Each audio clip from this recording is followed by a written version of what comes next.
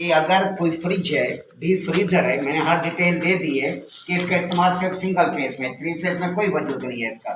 कि अगर कोई कंप्रेसर है, फ्रिज का है, डीप फ्रीजर का है, वाटर कूलर का है, स्टार्टिंग प्रॉब्लम कर रहा है, स्टार्ट नहीं दे रहा, ठीक है, हम उसे डायरेक्ट चलाते हैं तो स्टार्ट ले लेते हैं। इस तरह स्टार्ट नहीं ले रहा रिले के साथ, तो इसका मतलब ये है कि उसकी स्टार्टिंग वाइंडिंग कमजोर है। उसके एफिशिएंसी को पूरा करने के लिए हम क्या करेंगे, हम स्टार्टिंग कैपेसिटर लगा देंगे रिले के साथ। रिले के साथ जब हम स्टार्टिंग कैपेसिटर लगा देंगे तो स्टार्टिंग कैपेसिटर स्टार्टिंग वाइंडिंग में ज्यादा वोल्टेज का टार्क देगा, जिससे मोटर के चलने में आसानी पैदा हो जाती है। इसी तरह एसी है, कंप्रेसर स्टार्ट नहीं ले रहा, अपने रनिंग कैपेसिटर चेंज किया फिर भी गड़बड़ कर रहा है, तो फिर ऐसी सूरत में हम क्या करेंगे, हम क्या उसके साथ स्टार्टिंग कैपेसिटर को ऐड करेंगे। स्टार्टिंग रनिंग कैपेसिटर भी चेंज करना है, साथ स्टार्टिंग कैपेसिटर भी लगाना है, या सीधी सीधी बिग किक रिले लगा। लेकिन जवाब तो आपने स्टार्टिंग कैपेसिटर को देना है ना, अगला बिग किक हो सकता ना जानते हो। तो मोटर के एफिशिएंसी को कारकर्दगी पूरा करने के लिए हमने स्टार्टिंग कैपेसिटर ही लगाना है। बिग किक रिले के अंदर भी स्टार्टिंग कैपेसिटर है प्लस रिले है। हम क्या करते हैं, हम अपनी बचत करने के लिए हम पोटेंशियल रिले इस्तेमाल नहीं करते, हम लोग बिग किक रिले इस्तेमाल करते हैं। वरना एक्चुअल थ्योरी जो है वो बिग किक की तरफ नहीं जाती। हमारे पास चलता है सारा ब्रिटिश लॉ, ब्रिटिश लॉ में कोई बिग किक का वजूद नहीं है। बिग किक का वजूद है पाकिस्तान और चाइना के लिए, चाइना ने बनाया हम लोगों के लिए, हो सकता है चाइना में खुद वजूद ना हो उसका। तो ये बिग किक रिले या पोटेंशियल रिले हम क्यों लगाते हैं, मोटर की स्टार्टिंग के बाद फौरन बाद वो रिले स्टार्टिंग कैपेसिटर को सर्किट से अलग कर सके, क्योंकि ये कैपेसिटर ड्राई होता है, अगर ये ज्यादा देर सर्किट में रहा तो ये फट जाएगा। अब आती है बारी इसकी चेकिंग की, हम इसे कैसे चेक करते हैं। कैपेसिटर को चेक करने के लिए इसके मीटर होते हैं जो फैरेड में होते हैं, माइक्रो फैरेड फैरेड में होते हैं। अब एक आपके पास कैपेसिटर पड़ा है, बिल फॉर एक कंप्रेसर स्टार्ट नहीं ले रहा, एसी का कंप्रेसर है, रनिंग कैपेसिटर लगा हुआ है, कंप्रेसर स्टार्ट नहीं ले रहा। अब कैपेसिटर लगा हुआ है 60 माइक्रो फैरेड का, 60 माइक्रो फैरेड का रनिंग कैपेसिटर लगा हुआ है। अब आप इसको चेक करना चाहें उस मीटर की मदद से कि आया इसकी अंदर अब कैपेसिटी कितनी है, वो आपको बता देगा। इसकी कैपेसिटी 37 माइक्रो फैरेड है, इस हम इसकी कैपेसिटी 40 माइक्रो फैरेड है, हमें पता चल गया ये कैपेसिटर कमजोर है, इसके माइक्रो फैरेड पूरे नहीं होंगे।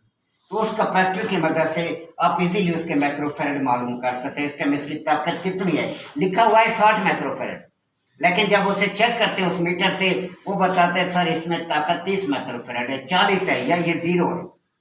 लेकिन हम लोग इस्तेमाल नहीं करते, हम लोग फीड वाइज अब कहाँ 2-3 मीटर लेके फिरते रहेंगे। तो हम डायरेक्ट क्या करते हैं, फीड के अंदर हमारे पास आसान सा रास्ता होता है, 2 रास्ते होते हैं फीड के अंदर। एक रास्ता ये होता है कि हमारे पास टेस्टिंग लैंप हो, फीड में टेस्टिंग लैंप नहीं होता। दुकान पे चेक करें, आप टेस्टिंग लैंप से चेक कर सकते हैं। टेस्टिंग लैंप से आपने कैसे चेक करना है, ये टेस्टिंग बोर्ड की 2 लीडें हैं, ये सारा आप कर चुके हैं, अभी आपने किया है। अब 2 लीडें ली आपने, एक तार कैपेसिटर के एक पॉइंट के साथ लगानी है और दूसरी तार दूसरे पॉइंट के साथ चंद सेकंड के लिए लगानी है।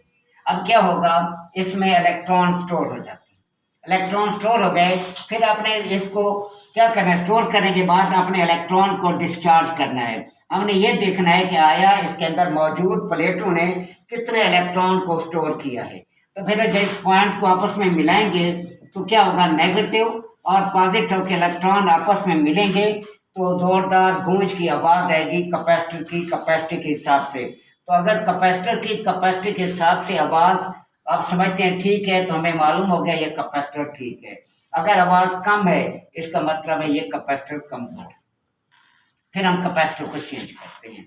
इस तरीके से कैपेसिटर को आपने चेक करना है, खवा स्टार्टिंग है, खवा रनिंग है, आपके पास कैपेसिटर, आप इस तरीके से फीड वाइज हम चेक करते हैं। आया हमें आवाज उसके टार कम लग रहा है, साउंड हमें कम लग रही है, तो हम क्या करेंगे, कैपेसिटर चेंज करते हैं। अगर उसकी आवाज उसकी कैपेसिटी के हिसाब से गूंजदार है इसका मतलब है ये कैपेसिटर ठीक है। अभी आप मुख्तलिफ वैल्यू के कैपेसिटर चेक करें, 25 का करें, 30 का करें, 40 का करें, 50 का करें, 60 का करें, ताकि आपको जजमेंट मिले कितनी साउंड आनी चाहिए, कितनी साउंड दे रहा है। असल जो कैपेसिटर हम फिर साहब दुबई साहब इधर है, आप किधर है, आई नहीं। अब यहाँ पर हमारे पास क्या होता है, हम लोग इस्तेमाल करते हैं थर्ड क्लास कैपेसिटर, जिसमें हमें बचत ज्यादा, 500 वाला 400 वाला, फिर वो कंप्रेसर को नहीं चलाते, बेइज्जती होती है। 2 दिन चलाएगा, तीसरे दिन फिर कंप्लेन है। आपने कैपेसिटर अच्छा लगाना है। इस टाइम बेहतर जो कैपेसिटर है वो अंबर का कैपेसिटर जा रहा है, अंबर का कैपेसिटर लगा के जान छुड़ा रहे हैं। क्यों कंप्लेन लेते हैं? कंप्लेन नहीं आनी चाहिए। इस वजह से बार बार मैं कहता हूँ, फॉरन में कंप्लेन का कोई वजूद नहीं है, अरबी मत्थे लग जाता है।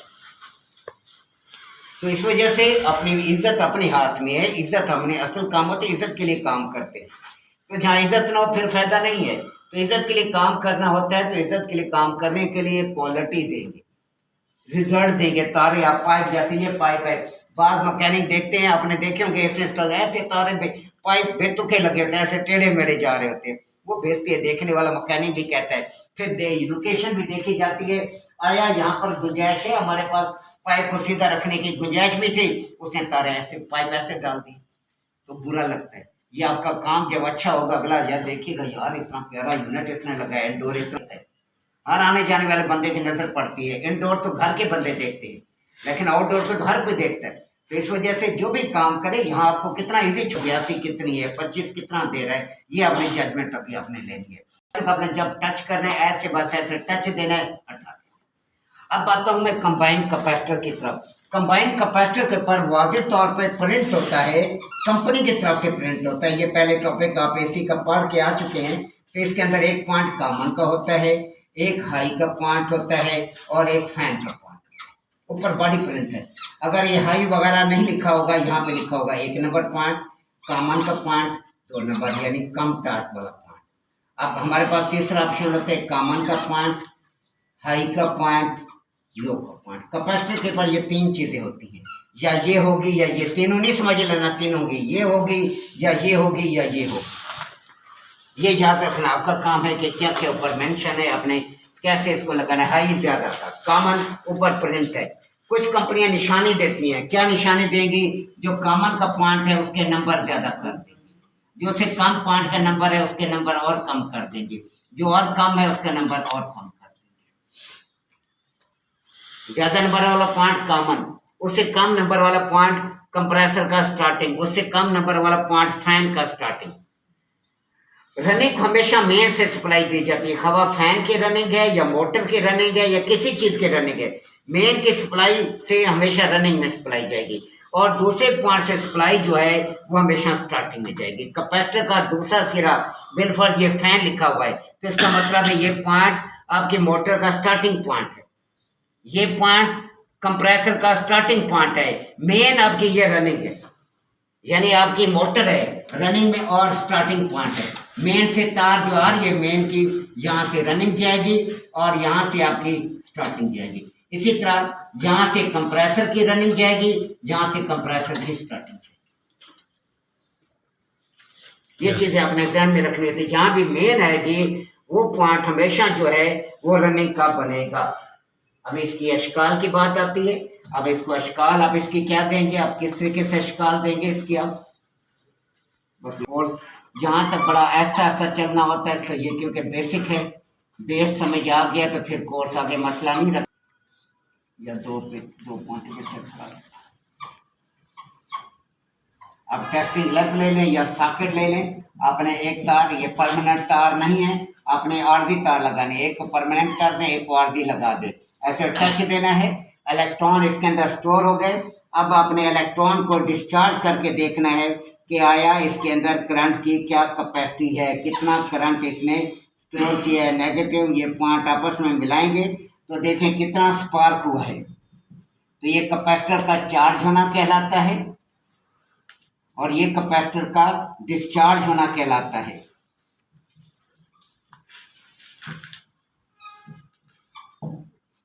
कैपेसिटर का डिस्चार्ज होना।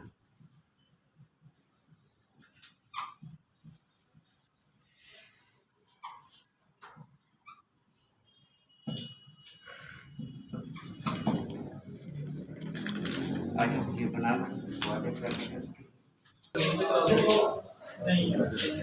अब जितने सारी बिरादरी आ गई है।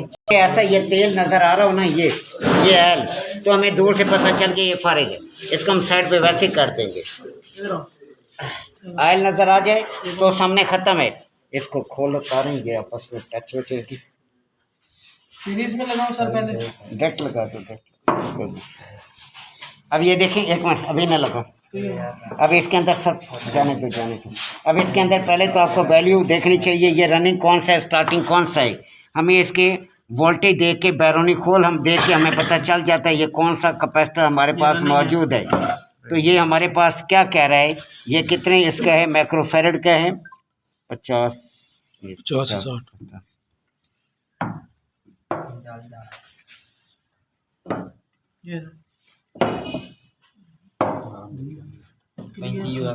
क्लियर इसमें लिखा। अब देखें ये वाज़े तौर पे हमें बताता है कि ये वैल्यू 35 यूएफ का है। ठीक है, ये देखें वोल्ट बता रहे हैं, वोल्ट कितने हैं। ठीक है, हमें पता चल गया ये रनिंग है हमारे पास। अब ये हमारे पास स्टार्टिंग नहीं ये स्टार्टिंग है, ये स्टार्टिंग है, प्लास्टिक है, ये तीनों स्टार्टिंग है। अब देखिए इसमें कंबाइन कौन सा है, 3 पॉइंट वाला वाज़े तौर पे ऊपर प्रिंट होगा। कॉमन हमारे पास पॉइंट प्रिंट है, फैन प्रिंट है और एच पॉइंट है। ठीक है, हर एक में बॉडी प्रिंट, वरना हमें ये कलर कोडिंग याद होते हैं। ये फैन का पॉइंट है, ये फैन का है। ब्लैक कॉमन होता है, वाइट रनिंग देते हैं। जिसमें तीनों ब्लैक हैं, ये वाज़े बता रहा है ये लिखा हुआ है। ये पॉइंट ज्यादा है। ये देखें, ये मेन का पॉइंट है, ये स्टार्टिंग का पॉइंट है, ये फैन का पॉइंट है। ऊपर प्रिंट है, ये देखें कॉमन, हर एक में प्रिंट है। ये अनमिट है, दिखाए आप चेकिंग देखें। ये आप डायरेक्ट देखो। लगा दो पीछे। आराम से इतिहास से चेक करना है।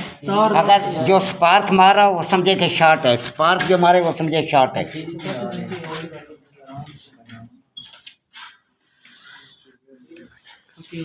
ऑन कर दिया, ऑन करके बताना।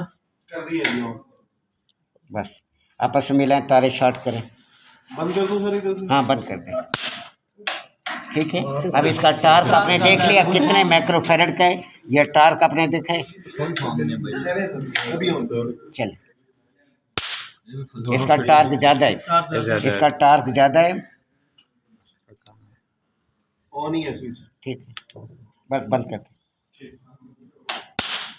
इसका भी ठीक है, इसका भी कम है। चार्ज कम हुआ। ऑन हो गया। इसका इसका ज़्यादा है कैपेसिटर इसके। अब ये देखना होता है वैल्यू कितनी है इसकी। अगर 30-35 माइक्रोफैरड है फिर तो ठीक है, ये 45 माइक्रोफैरड है। कैपेसिटर टार्क कमज़ोर है, टार्क कम था जी।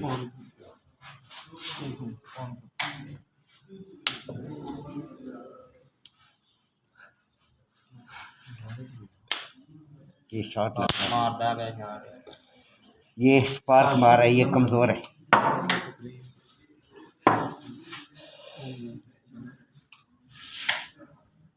जीरो फारिग है, ये आप लोगों पर गए है। हम फुल चार्ज में सर। वो पता है तेरा तो चार्ज है। हाँ जी, ऑन है। फारिग है, ये दुबई पर गए पक्का। सर ये रिपेयर नहीं हो सकता? नहीं, दुबई के नुस्खे खाए हुए। हाँ ये अब असल बात है ना, मैं ये निकलवाना चाहता था। ऑन है? यार बटन दूसरा तो उधर से नहीं आने नहीं नहीं ये है सही है, सही है। ये मुसीबत वाले पे गया। ये खत्म है यार, लगाओ भाई। सप्लाई सही नहीं मिल रहा। खत्म है। नहीं फारिग है। आ रही है। तार भी कोई ये तीनों पॉइंट पे हाँ ये देखिए, एक इसके साथ लगाया, पैदा हो एक रही इसके साथ लगाया, शमशी एक तो इसके साथ लगाया। कमज़ोर है बहुत ज़्यादा। बंद कर दे, स्विच ऑफ कर दे, साथ ऑफ कर दे करें ये ना। बाकी आप चेक करें। अब ये कैपेसिटर ये कंबाइन पड़े हैं, ये रशियन कैपेसिटर है। रशियन हाँ ये देखिए 1 नंबर 2 नंबर और कॉमन दे रहा है। 1 नंबर 2 नंबर कॉमन, ये सर ऑन करें। ये रशियन का फस्टर है। रशियन लगाओ। चलो चेक करो। वो इसको तो डिस्चार्ज कर। ऐसे ही लगेगा ठीक है। अब ये देखिए 1 नंबर पॉइंट ज़्यादा टार्क है, पता चल गया स्टार्टिंग में जाएगा। कंप्रेसर का पॉइंट है, जो फैन का पॉइंट होगा 2 नंबर, अभी आपको मैंने लिख के भी दिया है। ये स्टार्टिंग पे जाएगा वो रनिंग इसका काम है। ये स्टार्टिंग ठीक हो गया। वो कंबाइन पड़ा है, कंबाइन। अब इसमें देखिए कैपेसिटर का टार्क हैवी नहीं है, ये 50-60 माइक्रोफैरड का कैपेसिटर है। इसका तो टार्क जानदार टार्क होना चाहिए। चल बेटा तक आता फारग ना कमज़ोर है, कैपेसिटर का टार्क नहीं है। ठीक है, कुछ अच्छी आई ठीक है, ये ठीक है कैपेसिटर ठीक है सर जी स्टार्टिंग में चेक करो। जी चेक करो। डायरेक्ट लगिए ध्यान से जरा। बस ऐसे हल्का सा टच देना है, ज़्यादा नहीं टच देना। स्टार्टिंग को और ज़्यादा टार्क से टच देना है, ज़्यादा नहीं देता। इसको जरा टच कर ये खराब भी रखो अपने साथ। आराम से चिपके नहीं, बिल्कुल टच करना ऐसे। ठीक है हाँ जिससे चेक करो क्या है इसमें। आराम से मेन है। जुबान लगा दे पहले। बता रही है इसीलिए वैसे भी कमजोर है हाँ मालूम है। आराम से इसकी वैल्यू वो ये वैल्यू ऐड है इसकी है कितनी जल्दा भी थोड़ा सा लगाओ, ज्यादा लगाया तो बराबर में थी इसको ज़्यादा वो नहीं करना। कर लीजिए। बार मारदा फारग है। ओ साथ वाला फारग है। सॉरी फॉर हाला पहले भाई